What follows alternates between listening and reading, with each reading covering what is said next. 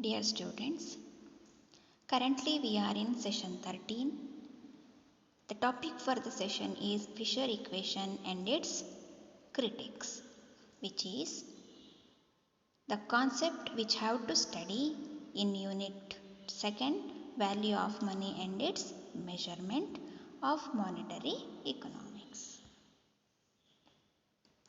The learning objectives of this session is to understand the critical appraisal of Fisher equation.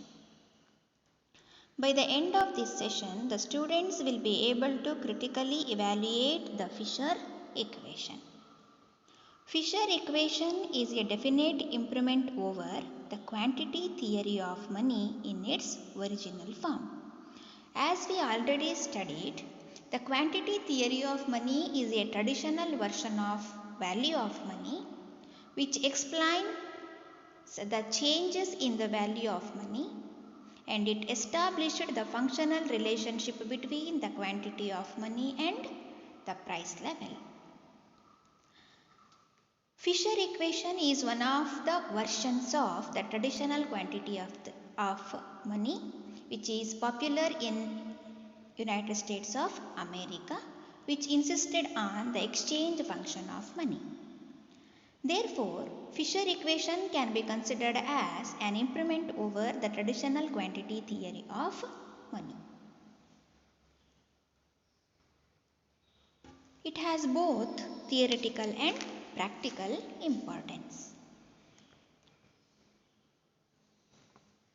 Theoretically, it provides information about the causes of the changes in the price level in the economy and throws light on the changes in the supply of money also. From the practical edge, it forms the basis for the monetary policy.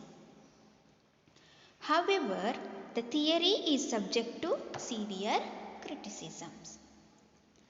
Fisher ಅವರ ಸಮೀಕರಣವು ಸಾಂಪ್ರದಾಯಿಕ ಹಣದ ಪರಿಮಾಣ ಸಿದ್ಧಾಂತಕ್ಕಿಂತ ಶ್ರೇಷ್ಠವಾದುದು ಅಂತ ನಾವು ಪರಿಗಣಿಸ್ತೇವೆ. ಹಣದ ಪರಿಮಾಣ ಸಿದ್ಧಾಂತ ನಾವು ಹಿಂದೆ ತಿಳಿದಂತೆ ಹಣದ ಮೌಲ್ಯವನ್ನು ನಿರ್ಧಾರ ಮಾಡುವ ಒಂದು ಸಾಂಪ್ರದಾಯಿಕ ಸಿದ್ಧಾಂತ. ಈ ಸಿದ್ಧಾಂತದಲ್ಲಿ ನಾವು ಹಣದ ಪರಿಮಾಣಕ್ಕೂ ಮತ್ತು ಹಣದ ಮೌಲ್ಯಕ್ಕೂ ಇರುವ ಕಾರ್ಯಕಾರಣ ಸಂಬಂಧವನ್ನು ತಿಳಿದಿದ್ದೇವೆ. ಹಣದ ಪರಿಮಾಣ ಸಿದ್ಧಾಂತದಲ್ಲಿ ನಾವು ಮುಖ್ಯವಾಗಿ 2 ದೃಷ್ಟಿಕೋನಗಳನ್ನು ಕಂಡಿದ್ದೇವೆ. ಒಟ್ಟು 5 ದೃಷ್ಟಿಕೋನಗಳಿವೆ. ಅದರಲ್ಲಿ 2 ಅತಿ ಪ್ರಮುಖ ದೃಷ್ಟಿಕೋನಗಳು. ಅದರಲ್ಲಿ ಒಂದು ಫಿಶರ್ ಸಮೀಕರಣ. ಫಿಶರ್ ಸಮೀಕರಣ ಹಣದ ಪರಿಮಾಣ ಸಿದ್ಧಾಂತದ ಒಂದು ದೃಷ್ಟಿಕೋನವಾಗಿದ್ದು, ಇದು ಅಮೆರಿಕಾದಲ್ಲಿ ಜನಪ್ರಿಯತೆಯನ್ನು ಪಡೆದುಕೊಳ್ತು. ಜೊತೆಗೆ ಹಣದ ವಿನಿಮಯ ಕಾರ್ಯಕ್ಕೆ ಅತಿ ಹೆಚ್ಚು ಒತ್ತನ್ನು ಕೊಟ್ಟಿದೆ. ಜೊತೆಗೆ ಫಿಶರ್ ಅವರ ಸಮೀಕರಣವನ್ನು ಸಾಂಪ್ರದಾಯಿಕ ಹಣದ ಪರಿಮಾಣ ಸಿದ್ಧಾಂತಕ್ಕಿಂತ ಶ್ರೇಷ್ಠ ಅಂತ ನಾವು ಹಲವು ಆಯಾಮಗಳಲ್ಲಿ ಗುರುತಿಸಿದ್ದೇವೆ. ಫಿಶರ್ ಅವರ ಸಮೀಕರಣ ಸೈದ್ಧಾಂತಿಕವಾಗಿಯೂ ಹಾಗೂ ಪ್ರಾಯೋಗಿಕವಾಗಿಯೂ ಸಾಕಷ್ಟು ಪ್ರಯೋಜನಗಳನ್ನು ತಂದುಕೊಟ್ಟಿದೆ. ಆದಾಗ್ಯೂ ಸಹ ಫಿಶರ್ ಅವರ ಸಮೀಕರಣವು ಹಲವಾರು ಟೀಕೆಗಳಿಗೂ ಸಹ ಗುರಿಯಾಗ್ತಾ ಹೋಯಿತು. However, the theory is subject to severe criticisms. First one, unrealistic assumptions. The assumption that P is passive, V and T are constant, is highly unrealistic. P is not passive, but it is an active element. It does affect other elements in the equation. Similarly, V and T are not independent. They change with a change in M.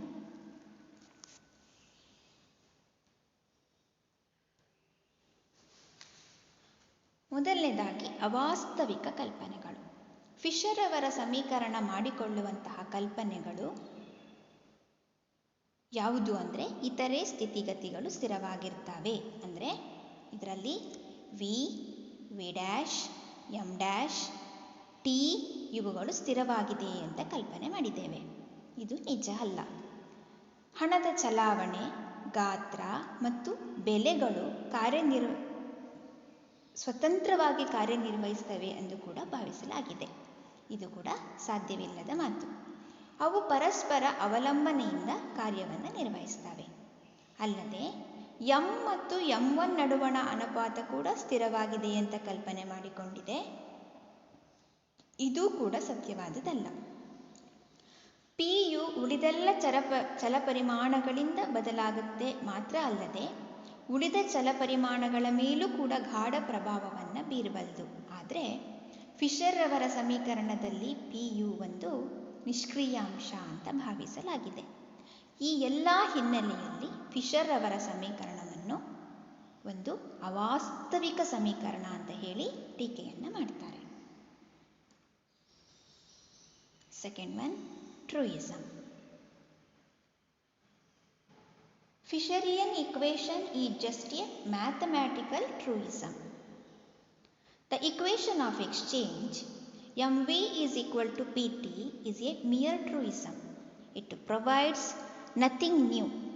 It is simply a factual statement and doesn't tell anything about the causation relationship between money and prices. It doesn't indicate which is the cause and which is the effect. Crowther asserted that the theory explained only how it works of the fluctuations in the value of money and doesn't explain why it works of these fluctuations. Fisher ಅವರ ಸಮೀಕರಣವು ಕ್ರಿಯಾಶೀಲತೆ ಇಲ್ಲದ ಸಮೀಕರಣ ಅಂತ ಹೇಳಿ ಟೀಕೆಗೆ ಒಳಗಾಗಿದೆ. Fisher ಅವರ ಸಮೀಕರಣವು ಕೇವಲ ಯಾಂತ್ರಿಕವಾಗಿದ್ದು ಕ್ರಿಯಾಶೀಲತೆಯನ್ನು ಕಳೆದುಕೊಂಡಿದೆ ಅಂತ ಟೀಕೆ ಮಾಡ್ತಾರೆ. ಬೆಲೆಯ ಮಟ್ಟವನ್ನು ನಿರ್ಧರಿಸುವ ಅನೇಕ ಇತರ ಅಂಶಗಳನ್ನು ಸಮೀಕರಣವು ಗಣನೆಗೆ ತೆಗೆದುಕೊಳ್ಳಿಲ್ಲ. ಹಣದ ಮೌಲ್ಯದಲ್ಲಿ ಬದಲಾವಣೆ ಉಂಟು ಮಾಡುವ ಶಕ್ತಿಯನ್ನೂ ಈ ಸಮೀಕರಣ ಪರಿಗಣಿಸಲಿಲ್ಲ. ಈ ಸಮೀಕರಣವು ಬೆಲೆಯ ಮಟ್ಟವೆಂದರೇನು ಎಂಬುದನ್ನು ಹೊರತುಪಡಿಸಿದರೆ ಪಿಯು ಯಾವಾಗಲೂ ಪಿಎಂನಿಂದಲೇ ನಿರ್ಧಾರವಾಗುತ್ತೆ ಅಂತ ಹೇಳಲಿಕ್ಕೆ ಯಾವುದೇ ಸಾಕ್ಷಿ ಮತ್ತು ಪುರಾವೆಗಳು ಇಲ್ಲ. ಹಾಗಾಗಿ ಫಿಶರ್ ಅವರ ಸಮೀಕರಣ ಕೇವಲ ಗಣಿತೀಯ ಸಮೀಕರಣ ಮಾತ್ರ. ಇದು ಯಾವುದೇ ರೀತಿಯ ಬದಲಾವಣೆಗಳನ್ನು ಮತ್ತು ಬದಲಾವಣೆಗೆ ಕಾರಣವಾಗುವಂತಹ ಅಂಶಗಳನ್ನು ಕೂಡ ಇದು ಪರಿಗಣಿಸಲಿಲ್ಲ ಎನ್ನುವುದು ಇದರ ಪ್ರಮುಖ ಟೀಕೆಯಾಗಿತ್ತು. Next one, it ignored short period.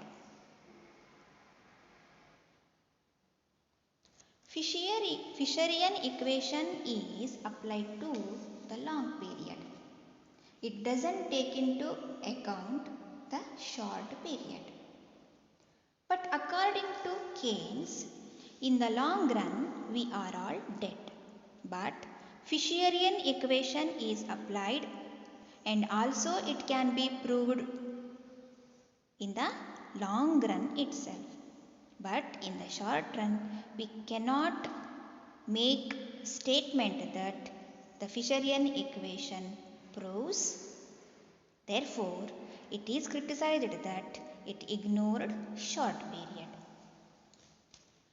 Fisher ಸಮೀಕರಣವು ಅಲ್ಪಕಾಲದಲ್ಲಿ ತಪ್ಪಾಗುತ್ತೆ, ಆದರೆ ದೀರ್ಘಾವಧಿಗೆ ಇದು ಅನ್ವಯವಾಗುತ್ತೆ ಅಂತ ಕೆಲ ಅರ್ಥಶಾಸ್ತ್ರಜ್ಞರು ಒಪ್ಪಿಕೊಳ್ತಾರೆ. ಫಿಶರ್ ಅವರ ಸಮೀಕರಣದಲ್ಲಿ mv is equal to pt, mv plus m dash v dash is equal to pt ಅಂತ ಏನು ನಾವು ಗಣಿತೀಯವಾಗಿ ಇದನ್ನು ಸಾಬೀತು ಮಾಡಿದ್ದೇವೆ, ಈ ಕಾರ್ಯಕಾರಣ ಸಂಬಂಧ ಹೊಂದಿಕೊಳ್ಳೋದು ದೀರ್ಘಾವಧಿಗೆ ಮಾತ್ರ. ಅಲ್ಪಾವಧಿಯಲ್ಲಿ ನಾವು ಈ ಸಮತೋಲನವನ್ನು ಸಾಧಿಸಲಿಕ್ಕೆ ಸಾಧ್ಯವಿಲ್ಲ ಅಂತ ಅನೇಕ ಅರ್ಥಶಾಸ್ತ್ರಜ್ಞರು ಇದನ್ನು ಟೀಕಿಸಿದ್ದಾರೆ. Next one, it failed to explain the determinants of value of ಮನಿ.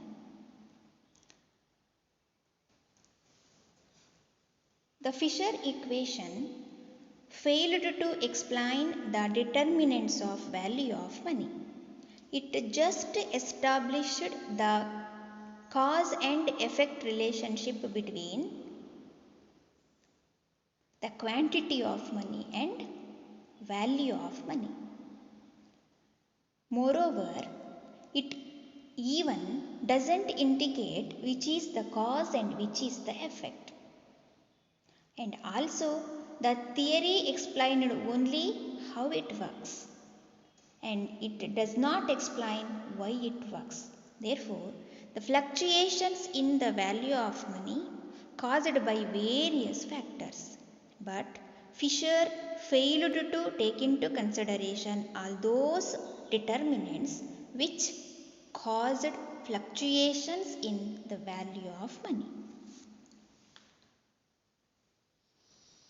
ಹಣದ ಮೌಲ್ಯದಲ್ಲಿ ಆಗುವ ಬದಲಾವಣೆಗಳಿಗೆ ಕಾರಣವಾದ ಅಂಶಗಳನ್ನು ಪರಿಗಣಿಸುವಲ್ಲಿ ಫಿಶರ್ ಅವರ ಸಮೀಕರಣವು ಸೋತಿದೆ. ಫಿಶರ್ ಅವರ ಸಮೀಕರಣ ಕೇವಲ ಹಣದ ಪರಿಮಾಣಕ್ಕೂ ಮತ್ತು ಹಣದ ಮೌಲ್ಯಕ್ಕೂ ಇರುವ ಕಾರ್ಯಕಾರಣ ಸಂಬಂಧವನ್ನು ಸ್ಥಾಪಿಸಿದೆ.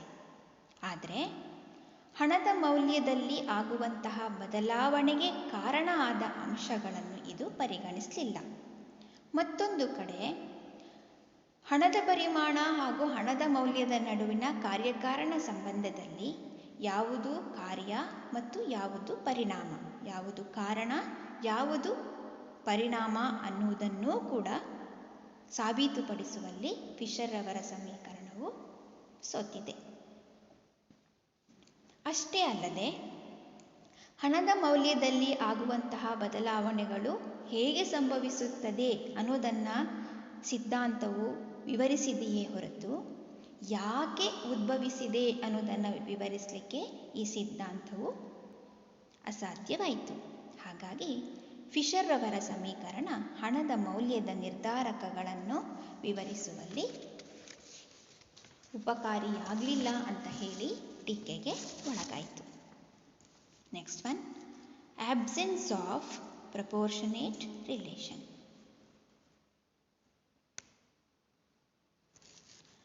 Fisherian equation established the proportionate relationship between the quantity of money and value of money.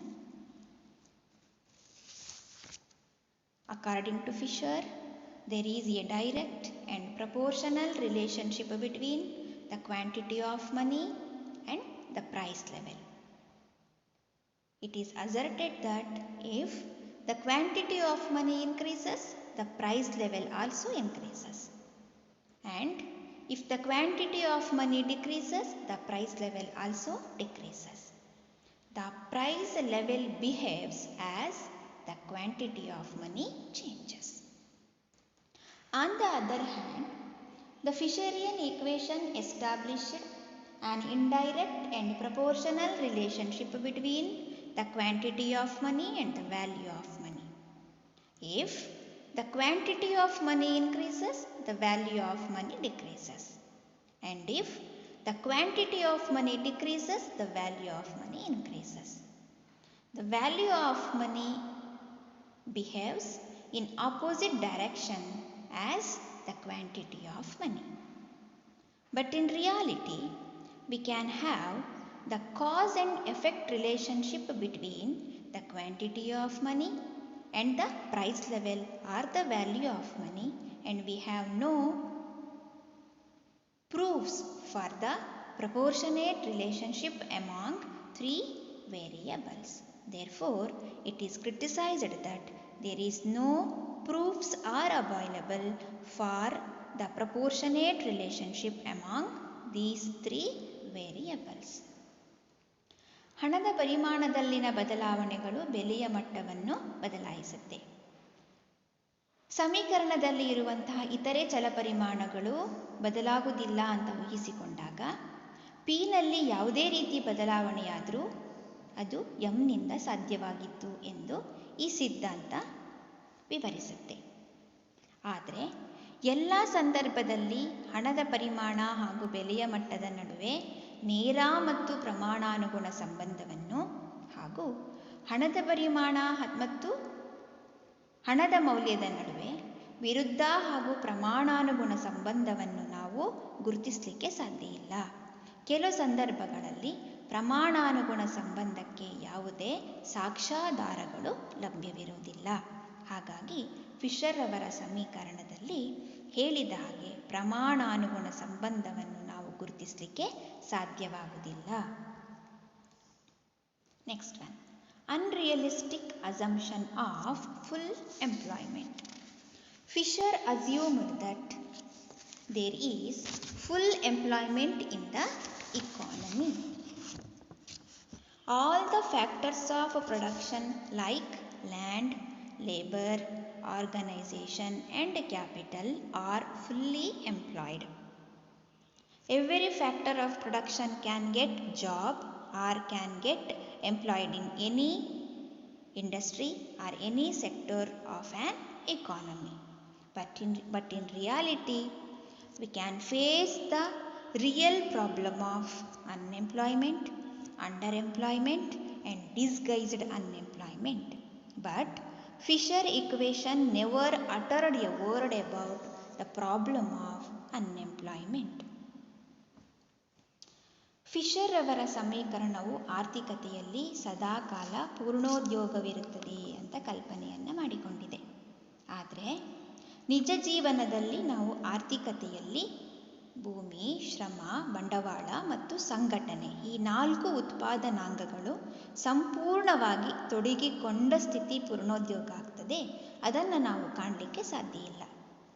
ನಿಜ ಜೀವನದಲ್ಲಿ ಆರ್ಥಿಕತೆಯಲ್ಲಿ ನಾವು ಎದುರಿಸುವಂತಹ ಸಮಸ್ಯೆ 1 ನಿರುದ್ಯೋಗ, 2ನೇದು ಅರೆ ಉದ್ಯೋಗ, 3ನೇದು ಮರೆಮಾಚಿದ ನಿರುದ್ಯೋಗ. ಆದರೆ ಫಿಶರ್ ಅವರ ಸಿದ್ಧಾಂತವು ನಿರುದ್ಯೋಗ ಮತ್ತು ಅದರ ಬೇರೆ ಬೇರೆ ರೂಪಗಳ ಬಗ್ಗೆ ಯಾವುದೇ ವರ್ಣನೆಯನ್ನು ನೀಡಲಿಲ್ಲ. ಹಾಗಾಗಿ ಫಿಶರ್ ಅವರ ಸಮೀಕರಣವು ದೋಷಗಳಿಂದ ಕೂಡಿದೆ ಅಂತ ಹೇಳ್ತೇವೆ. Next one, it is not comprehensive. Fisherian theory appears one-sided by sidelining expenditure. According to Shiras, the quantity of money is a secondary factor compared with the volume of expenditure. The process that affects price is aggregate spending. But in Fisherian equation, he concentrated on the functional relationship among the quantity of money, the price level and the value of money. Therefore, it is no more a comprehensive theory because it ignored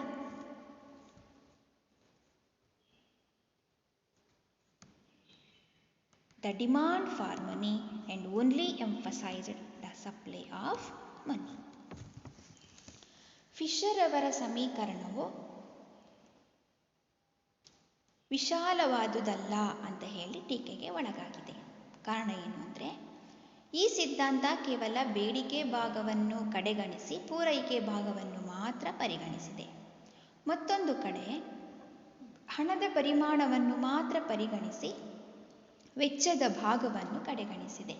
ಹೀಗೆ Fisher ಅವರ ಸಿದ್ಧಾಂತವು ಕೇವಲ ಪೂರೈಕೆ ಅಥವಾ ಹಣದ ಪರಿಮಾಣಕ್ಕೆ ಪ್ರಾಮುಖ್ಯತೆಯನ್ನು ಕೊಟ್ಟ ಕಾರಣ ಈ ಸಿದ್ಧಾಂತ ಸಂಕುಚಿತವಾದದ್ದು ಹಾಗೂ ವಿಶಾಲಾತ್ಮಕ ವರ್ಣನೆಯನ್ನು ಕೊಡುವುದಿಲ್ಲ ಅಂತ ಹೇಳಿ ಟೀಕೆಯನ್ನು ಮಾಡ್ತಾರೆ. Next one, it is more mechanical and neglects human touch. Fisher equation is criticised on the basis of negligence of human touch in the equation, but a more mechanical statement of the functional relationship. The Fisher equation has a technical consistency, but it neglected the human touch in the equation. Fisher just established the functional relationship among 3 variables. It is mathematically correct, but it neglected some human elements and subjective factors are there in the economy which can also influence the functional relationship which is established in the Fisher equation. Fisher ಅವರ ಸಮೀಕರಣವು ಕೇವಲ ತಾಂತ್ರಿಕವಾಗಿ ಮಾತ್ರ ಸರಿಹೊಂದಿದ್ದು ಇದು ಮಾನವೀಯ ಅಂಶಗಳನ್ನು ಮರೆತಿದೆ ಅಂತ ಟೀಕೆಗೆ ಕಾರಣ ಆಯಿತು. ಕಾರಣ ಏನು ಅಂದರೆ, ಈ ಸಿದ್ಧಾಂತ ಕೇವಲ ಚಲಪರಿಮಾಣಗಳ ನಡುವಿನ ಕಾರ್ಯಕಾರಣ ಸಂಬಂಧವನ್ನು ವಿವರಿಸಲಿಕ್ಕಾಗಿ ಕೆಲವು ಗಣಿತೀಯ ಸಮೀಕರಣಗಳನ್ನು ಬಳಸಿಕೊಳ್ತು ಆ ಸಮೀಕರಣವನ್ನು ಇದು ಸಾಬೀತುಪಡಿಸಿತು. ಆದರೆ ಈ ಚಲಪರಿಮಾಣಗಳ ಮೇಲೆ ಪ್ರಭಾವ ಬೀರುವಂತಹ ಮಾನವೀಯ ಅಂಶಗಳು ಅಥವಾ ವ್ಯಕ್ತಿನಿಷ್ಠ ಅಂಶಗಳನ್ನು ಈ ಸಿದ್ಧಾಂತ ಕಡೆಗಣಿಸಿದೆ. ಹಾಗಾಗಿ ಕೇವಲ ವಸ್ತುನಿಷ್ಠ ಅಂಶಗಳನ್ನು ಮಾತ್ರ ಪರಿಗಣಿಸಿ ಸಂಬಂಧವನ್ನು ಸಾಬೀತುಪಡಿಸಿದ್ದಕ್ಕಾಗಿ ಈ ಸಿದ್ಧಾಂತ ಟೀಕೆಗೆ ಒಳಗಾಯಿತು. Next one, it ignored determinants of price level. Apart from neglecting the determinants of the value of money, the Fisher equation is also criticized for neglecting the determinants of price level. There is an inverse relationship between the price level and the value of money.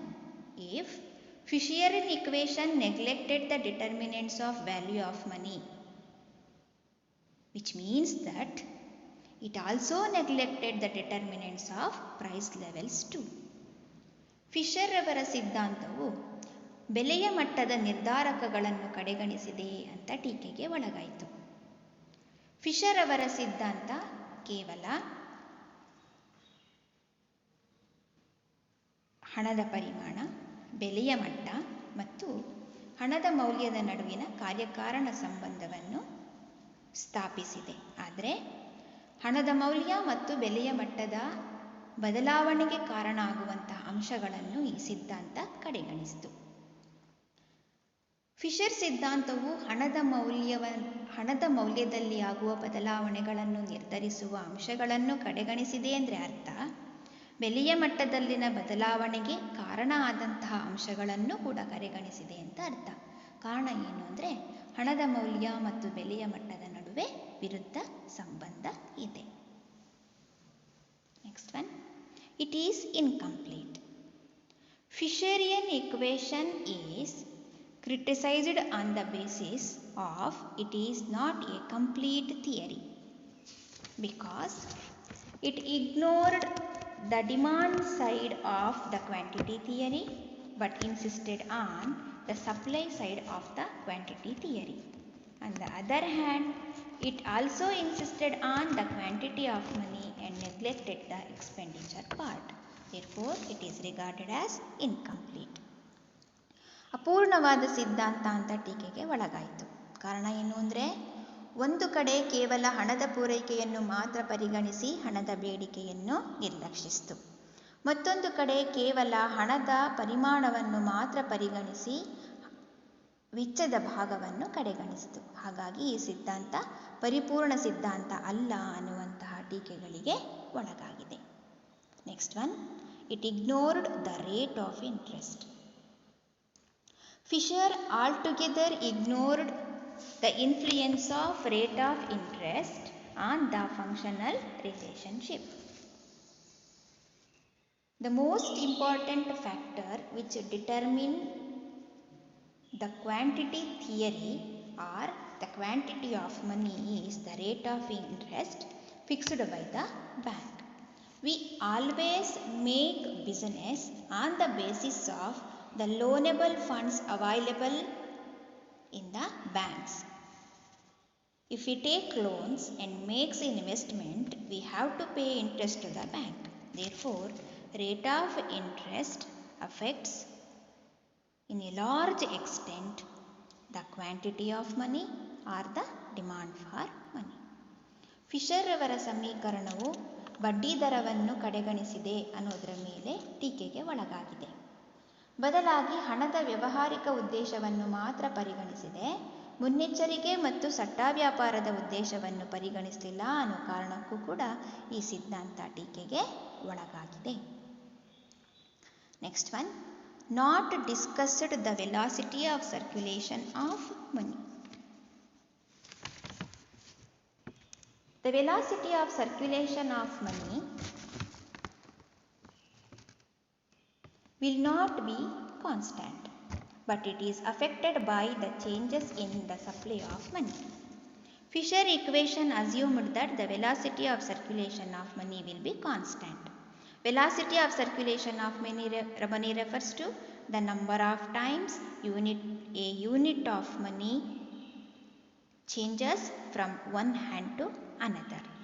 But Fisher kept the velocity of circulation of money be constant But in reality, velocity of circulation will not be constant. Fisher ರವರು ಹಣದ ಚಲಾವಣೆಯ ವೇಗ ಸ್ಥಿರವಾಗಿದೆ ಅಂತ ಕಲ್ಪನೆಯನ್ನು ಮಾಡ್ಕೊಳ್ತಾರೆ. ಆದರೆ ನಿಜ ಜೀವನದಲ್ಲಿ ಹಣದ ಪರಿಚಲನಾ ವೇಗ ಸ್ಥಿರವಾಗಿರಲಿಕ್ಕೆ ಸಾಧ್ಯ ಇಲ್ಲ.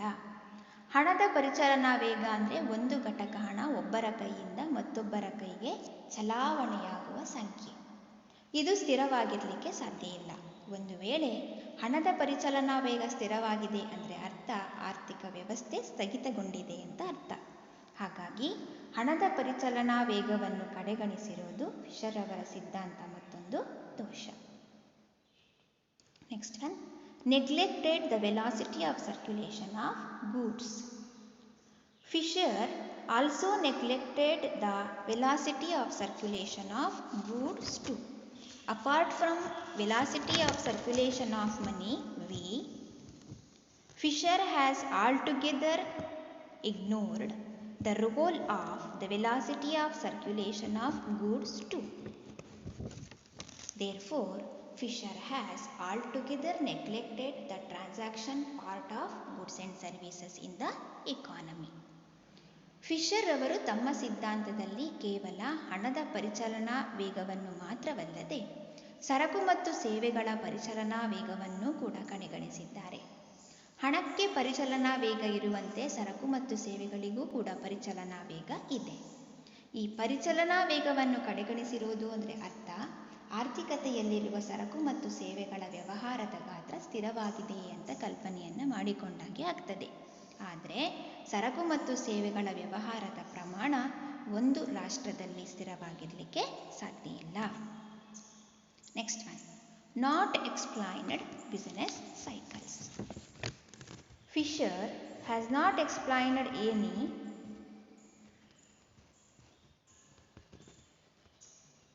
influence of business cycles on the economy.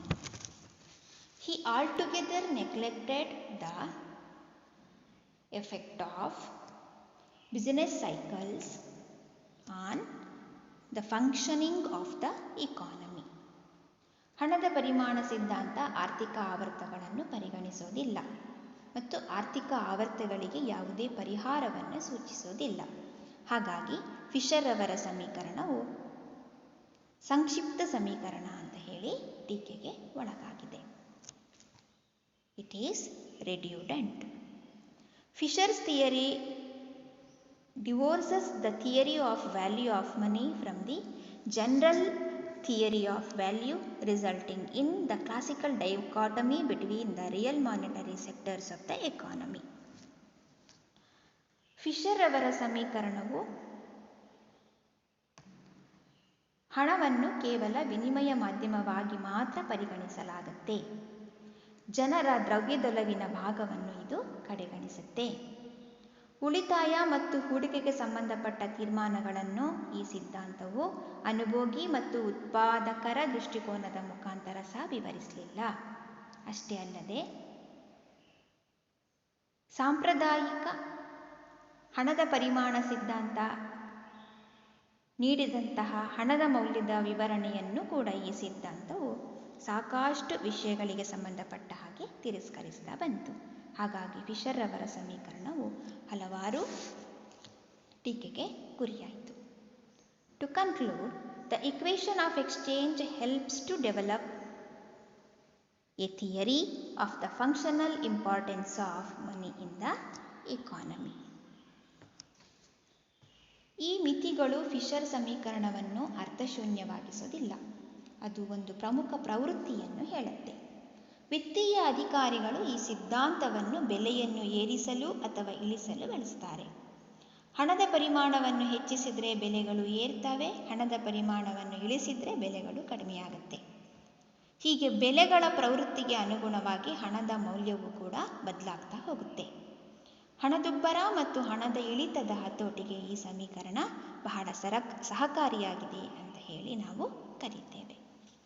So in this session we discussed the major criticisms leveled against the Fisherian equation. Apart from the criticisms, the Fisherian equation is proved to be one of the scientific advancements over the classical quantity theory of money.